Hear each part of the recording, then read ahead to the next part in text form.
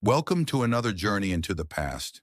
Today we step into the legendary city of Troy, a place of strong stone walls, shining armor, and courageous hearts. This is not just a tale of heroes and battles.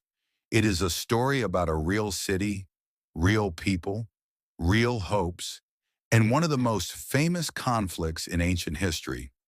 So sit back, listen closely, and imagine the world as it once was, where merchants traded by the sea, warriors trained in the sun, and destinies were shaped by choices and courage. Let us begin our story of Troy, the city of heroes. Long ago, on the coast of the Aegean Sea, stood a city called Troy. Troy was a special place. Ships from many lands came to its harbors. Merchants spoke many languages. They traded wool, wine, pottery, copper, and precious stones. The city was rich because of its location. Troy sat near a narrow sea passage. Ships sailed through this passage on their way to new markets. The rulers of Troy controlled the passage. They taxed ships that passed by. This made Troy powerful and wealthy. Tall stone walls surrounded the city. Soldiers guarded the gates. Inside the walls, life was busy. Women ground grain for bread. Children ran through the streets. Men worked in workshops, shaping bronze tools and weapons. Farmers came from nearby fields with grain, figs, and olives. At the top of the city stood a great palace. King Priam ruled Troy. He was respected and wise. His sons and daughters lived in the palace. Among them was Prince Hector. Hector was strong, brave, and loyal to his city. People trusted him. Troy seemed safe. Troy seemed eternal. But danger grew in distant lands. Across the sea lived many Greek kingdoms. They were not one nation. They were many cities, sometimes friends, sometimes rivals. They traded with Troy, but they also envied Troy's wealth and control of the sea route. In one Greek kingdom lived a king named Menelaus. He ruled a land called Sparta. His wife was Helen. Helen was known for her beauty. She was admired by many people. One day, a Trojan prince named Paris visited Greece. He stayed in Sparta as a guest. Paris and Helen grew close. Some say Helen left willingly with Paris. Others say Paris took her without consent. History does not tell us clearly. When Helen left Sparta for Troy, King Menelaus became furious. He felt betrayed. He believed Troy dishonored him. He called other Greek kings for help. They agreed to sail to Troy and bring Helen back by force. For the Greeks, the war was not only about Helen. Many Greek leaders also wanted Troy's wealth and power. They wanted control of the trade route, so they prepared for war. Soon a great fleet crossed the sea. Many ships filled the horizon. Warriors held shields and spears. At their head was King Agamemnon, brother of Menelaus. Beside him were many strong leaders, each with their own soldiers. They landed on the beach near Troy. Dust rose as soldiers marched. The Greeks built camps and burned ships from nearby villages. They wanted to show strength. They wanted Troy to fear them and surrender Helen. But Troy refused. King Priam stood firm.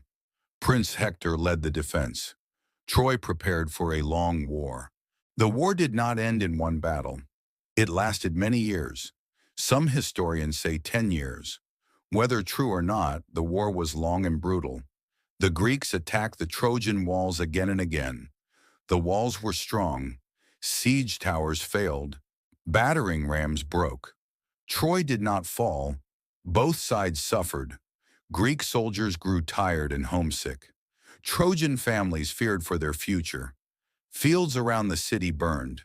Trade stopped. Many villages near Troy were destroyed. But life inside Troy continued. Women cooked meals. Children learned to read. Craftsmen shaped bronze and wood. People believed their city would survive. Prince Hector became the greatest defender of Troy. He led attacks. He protected the city gates. The people loved him. Among the Greeks was a strong warrior named Achilles. Achilles fought fiercely.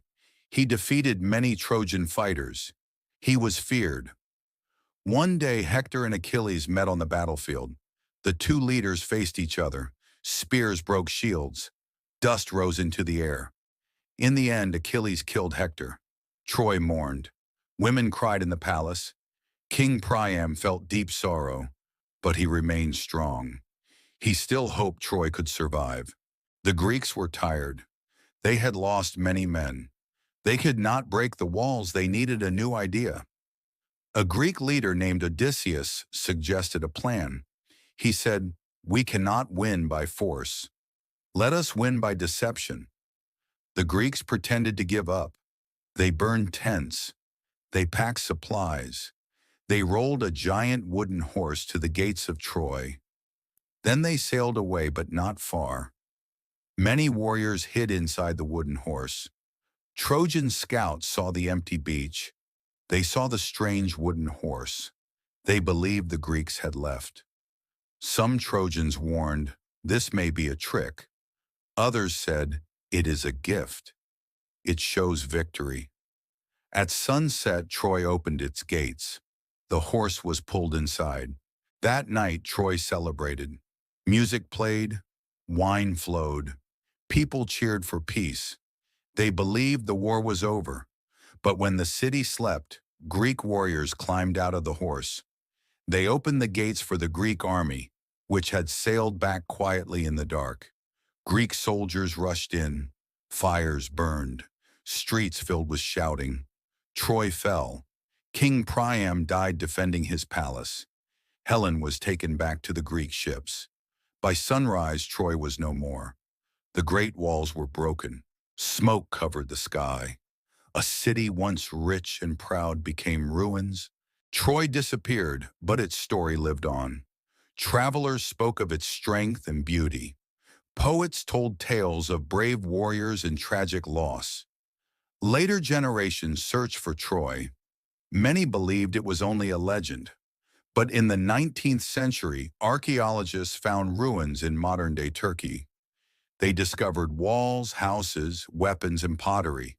They realized Troy was real, a city once full of life, trade, love, and conflict truly existed. Today, people visit its ruins. They stand on stones shaped by ancient hands. They imagine children playing in the streets, merchants calling in markets, and guards watching the gates. Troy teaches us that all empires rise and fall. Cities shine, then fade. But stories remain. History remembers those who lived, fought, loved, and dreamed. Thank you for listening. I hope you enjoyed this story and learned something new. If you liked it, please click like, leave a comment, and subscribe for more easy English history stories. See you in the next video.